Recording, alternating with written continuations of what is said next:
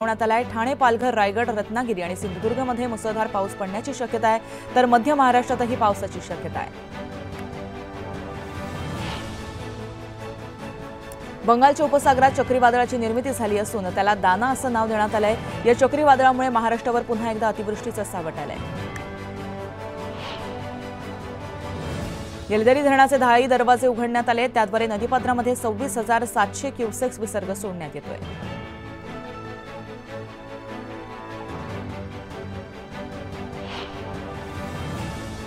नाशिकच्या चांदवड आणि देवळा परिसरामध्ये मुसळधार पाऊस झाला। पावसामुळे चांदवड तालुक्यातील राहुड बंधारा फुटल्यामुळे या भागातील नागरिकांना चिंचोली इथं सुरक्षित स्थळी हलवण्यात आले। पुणे जिल्ह्याला पावसानं झोडपून काढलंय, मात्र सध्या पावसानं विश्रांती घेतली असून आकाश विविध रंगांनी खुललंय। भगव्यासह काळ्या, पिवळ्या, पांढऱ्या, निळ्या, लाल या रंगांच्या छटा आकाशामध्ये पाहायला मिळतात। पालघरमध्ये विजांच्या कडकडाटासह जोरदार पाऊस झाला। वाडा, कुळूस हा परिसर मोठ्या प्रमाणात जलमय झाला होता। पावसामुळे हजारो हेक्टरवरील भात शेती मोठ्या प्रमाणात नुकसान झालंय। वसई विरारमध्ये वादळी वाऱ्यासह जोरदार पाऊस झाला। पावसामुळे सखल भागामध्ये पाणी साचल्यानं नागरिकांसह वाहन चालकांची तारांबळ उडाली। मनमाडमध्ये सलग दुसऱ्या दिवशी पावसानं धुमाकूळ घातला। पावसामुळे जनजीवन विस्कळीत झालं असून कांदा, मक्यासह इतर पिकांना मोठा फटका बसलाय। शहापूरमध्ये सलग दुसऱ्या दिवशी जोरदार पावसानं हजेरी लावली। मुसळधार पावसामुळे भात पिकाला मोठा फटका बसलाय, त्यामुळे शेतकरी वर्गामध्ये चिंतेचं वातावरण आहे। छत्रपती संभाजीनगरमध्ये विजांच्या कडकडाटासह जोरदार पाऊस झाला। परतीच्या पावसामुळे मका, सोयाबीन, कापसाचं मोठ्या प्रमाणात नुकसान झाल्यानं शेतकऱ्यांमध्ये चिंतेचं वातावरण आहे। यावर्षीच्या खरीप हंगामापासून धान खरेदीची संपूर्ण प्रक्रिया 100% ऑनलाईन करण्यात येणार आहे। धान खरेदीच्या व्यवहारामध्ये पारदर्शकता आणण्यासाठी हा निर्णय घेण्यात आला आहे। यंदा दिवाळीच्या निमित्तानं वाहनांच्या खरेदीमध्ये मोठी वाढ झाली आहे। फेडरेशन ऑफ ऑटोमोबाईल डीलर्स असोसिएशनच्या अंदाजानुसार दिवाळीच्या हंगामामध्ये देशभरामध्ये 45 लाखाहून अधिक गाड्यांची विक्री होऊ शकते। हार्बर मार्गावरील ब्लॉकमुळे सीएसएमटी ते पनवेल आज सकाळी 10:30 पासून ते दुपारी 3:30 पर्यंत लोकल सेवा बंद राहणार आहेत। या दरम्यान सीएसएमटी कुर्ला आणि पनवेल वाशी या दरम्यान विशेष गाड्या चालवण्यात येतील। राज्यात आतापर्यंत झिकाचे 138 रुग्ण आढळून आले, तर पुण्यामध्ये सर्वाधिक 108 रुग्णांची नोंद झाली आहे। नागरिकांनी काळजी घेण्याचं आवाहन प्रशासनानं केलं आहे। ज्येष्ठ नागरिकांसाठी आयुर्विमा आणि आरोग्य विम्यावर जीएसटी मुक्त होण्याची शक्यता आहे। तसंच सरकारनं भरलेली प्रीमियम देखील करमुक्त करू शकते। यावर अंतिम निर्णय जीएसटी परिषद बैठकीत घेतला जाणार आहे। माथेरानची राणी म्हणून ओळखल्या जाणाऱ्या नेरळ माथेरान मिनी ट्रेन 1 नोव्हेंबरपासून पुन्हा कार्यात रुजू होणार आहे। सुरक्षेच्या दृष्टिकोनातून जूनमध्ये रेल्वे सेवा बंद करण्यात आली होती। म्हाडाच्या कोकण मंडळाच्या लॉटरीला अर्जदारांचा थंड प्रतिसाद मिळालाय। 8 दिवसांमध्ये केवळ 1301 इच्छुकांचे अर्ज प्राप्त झाल्याची म्हाडाकडून माहिती देण्यात आली आहे। विधानसभा निवडणुकीच्या मतदानावेळी गोंधळ होऊ नये यासाठी मुंबईतील महापालिकेवर मोठी जबाबदारी देण्यात आली आहे। महापालिकेतील 75%हून अधिक कर्मचारी या कामासाठी वापरले जाणार आहेत।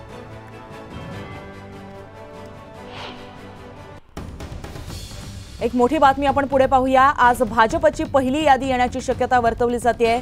110 उमेदवारांच्या नावाची घोषणा या दरम्यान होणार आहे। न्यूज 18 लोकमतला सूत्रांनी याबाबत माहिती दिली आहे।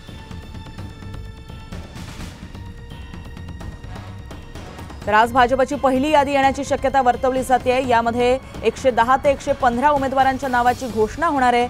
न्यूज 18 लोकमतला सूत्रांनी याबाबत माहिती दिली आहे।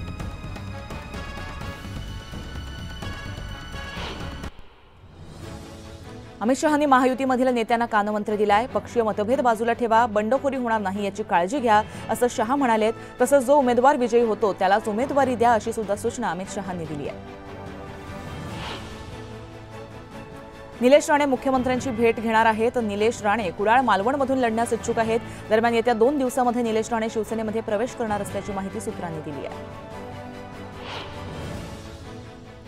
भाजपच्या जागा वाटपासंदर्भात नागपूरमध्ये महत्त्वाची बैठक पार पडली। तब्बल 2.25 तास चाललेल्या या बैठकीमध्ये विदर्भातील जागा वाटपात चर्चा करण्यात आली आहे। केंद्रीय मंत्री नितीन गडकरी यांच्या घरी देवेंद्र फडणवीस आणि चंद्रशेखर बावनकुळे यांच्यामध्ये चर्चा झाली आहे। कल्याण ग्रामीण विधानसभेच्या जागेवर मनसेनं अधिक लक्ष देण्यास सुरुवात केली आहे। त्याच पार्श्वभूमीवर मनसे अध्यक्ष राज ठाकरे सोमवारी डोंबिवलीच्या दौऱ्यावर जाणार आहेत।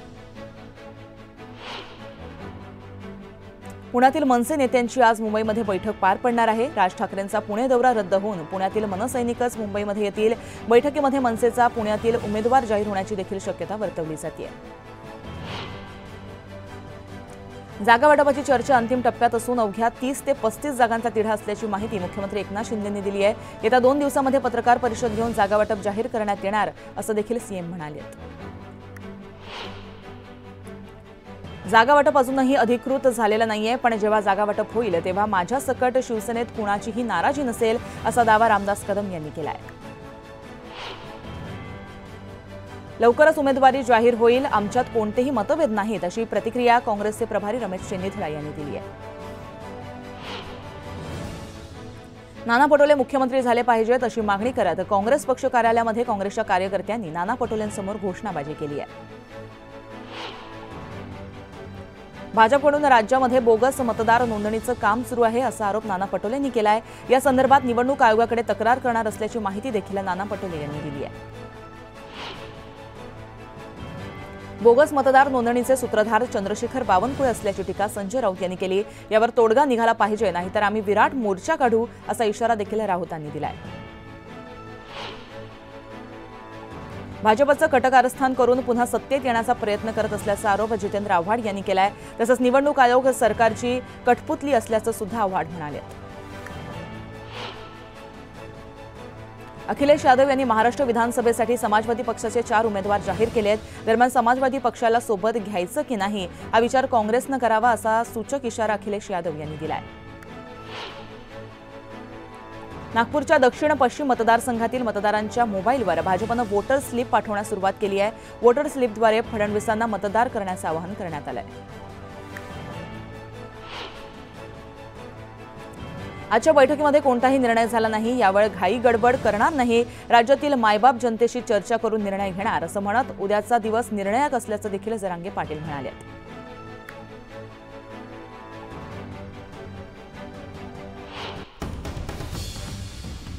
रिलायन्स उद्योग समूहाचे डायरेक्टर उद्योगपती अनंत अंबानी यांनी मातोश्रीवर ते दाखल झालेत। मातोश्रीवर जाऊन त्यांनी पक्षप्रमुख उद्धव ठाकरे यांच्या तब्येतीची विचारपूस केली आहे। उद्योगपती अनंत अंबानी मातोश्रीवर दाखल झालेत। उद्धव ठाकरेंची त्यांनी भेट घेतली आहे। त्यांच्या प्रकृतीची विचारपूस यावेळेस अनंत अंबानी यांनी केली आहे।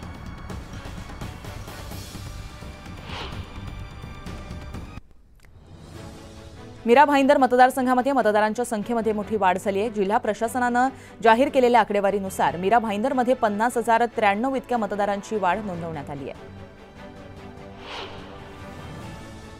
छत्रपती संभाजीनगरमध्ये युवकांची संख्या विधानसभा निवडणुकीमध्ये तब्बल 78,721 एवढी झाली आहे। याशिवाय अनेक पंचवार्षिक निवडणुका पाहिलेले, मतदानाचा अधिकार बजावलेले, वयाची 100 पार केलेले जिल्ह्यामध्ये 2,238 मतदार आहेत।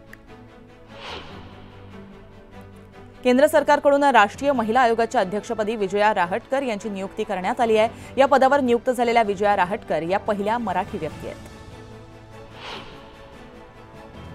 शरद पवारांनी अजित पवारांना आणखीन एक धक्का दिलाय। राष्ट्रवादीचे आमदार राजेंद्र शिंगणे यांनी वायबी सेंटर इथं जाऊन शरद पवार यांची भेट घेतली। भेटीनंतर राजेंद्र शिंगणेंनी राष्ट्रवादी शरदचंद्र पवार पक्षामध्ये प्रवेश केलाय। जिल्हा बँकेच्या अनेक अडचणींमुळे मी अजित पवारांसोबत होतो, मात्र सरकारकडून मदत मिळाली नसती तर बँक वाचवणं अवघड झालं असतं, पण आज महाराष्ट्राला वाचवण्याची गरज आहे, त्यासाठी पवारांच्या पक्षामध्ये प्रवेश केल्याचं वक्तव्य राजेंद्र शिंगणे यांनी या पार्श्वभूमीवर केलंय। खासदार उदयनराजे भोसले यांनी मनोज घोरपडे यांना एक झप्पी दिली आहे। त्यानंतर कराड उत्तर मतदारसंघातून भाजपचं तिकीट घोरपडेंना फायनल झाल्याची चर्चा देखील रंगली आहे। हिरामण खोसकरांच्या इगतपुरी त्र्यंबकेश्वर मतदारसंघात अजित पवारांची सभा पार पडली। यावेळेस अजित पवारांनी अप्रत्यक्षपणे खोसकरांची उमेदवारी जाहीर केली आहे।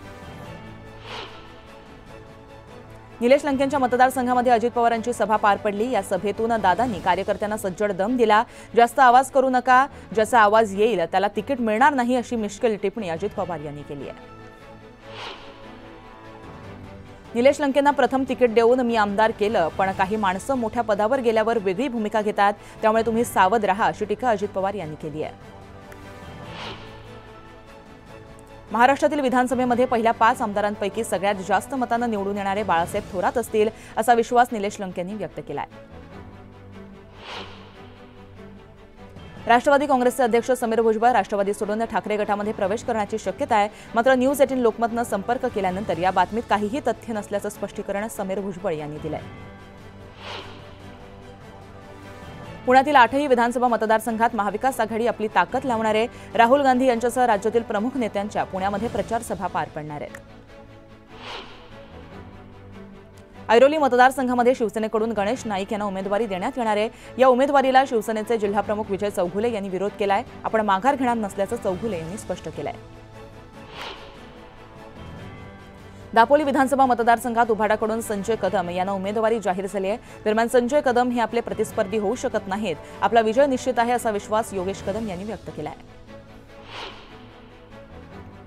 कोल्हापुरात सतेज पाटलांविरोधात राष्ट्रवादी शरद पवार गट आक्रमक झालाय। सतेज पाटील विश्वासात घेत नसल्याचा आरोप जिल्हाध्यक्ष व्ही.बी. पाटील यांनी केलाय। 92 वयवर्ष असलेले काँग्रेसचे ज्येष्ठ नेते मनोहर चव्हाण तुळजापूर विधानसभेची निवडणूक लढण्यासाठी इच्छुक आहेत। मी तरुणांपेक्षा जास्त काम करू शकतो अशी प्रतिक्रिया मनोहर चव्हाणांनी दिली आहे। महाविकास आघाडीच्या घटक पक्षाच्या संमतीनुसार राजापूर लांजा मतदारसंघ उद्धव बाळासाहेब ठाकरेंच्या शिवसेनेला सोडण्यात आलाय। दरम्यान या मतदारसंघातून आपणच निवडणूक लढणार अशी माहिती आमदार राजन साळवी यांनी दिली आहे। वाशिमच्या कारंजा विधानसभा मतदारसंघातून भाजपकडून सई डहाके यांची उमेदवारी निश्चित होण्याची शक्यता आहे। या पार्श्वभूमीवर सई डहाके यांनी रविवारी मेळाव्याचं आयोजन केलंय। बदलापूर मुरबाड विधानसभा मतदारसंघामध्ये आयारामांना संधी देऊ नये, विधानसभेच्या तोंडावर पक्षप्रवेश देऊ नये अशी भूमिका राष्ट्रवादी शरदचंद्र पवार पक्षानं घेतली आहे। म्हाडा विधानसभा मतदारसंघामध्ये महाविकास आघाडीला झटका बसलाय। काँग्रेसच्या इच्छुक उमेदवारानं मराठा समाजाकडे उमेदवारी मागितली आहे। नाशिकमधील माजी तहसीलदार भाजपमध्ये असलेल्या राजश्री अहिरराव यांनी शरद पवारांची भेट घेतली। राजश्री यांनी देवळाई विधानसभा लढण्यास त्या इच्छुक असल्याचं सांगितलं गेलंय। जळगावच्या लोणवाडीमध्ये आचारसंहिता असूनही बॅनर्स आणि होर्डिंग्ज लावण्यात आले, त्यामुळे माजी उपसरपंच कैलास परदेसी यांनी कारवाई करण्याची मागणी केली आहे। संतोष बांगर यांनी पैसे वाटपासंदर्भात भाष्य केलंय। दरम्यान बांगर यांच्यावर आचारसंहिता भंगाचा गुन्हा दाखल करण्याची मागणी ठाकरे गटानं केली आहे।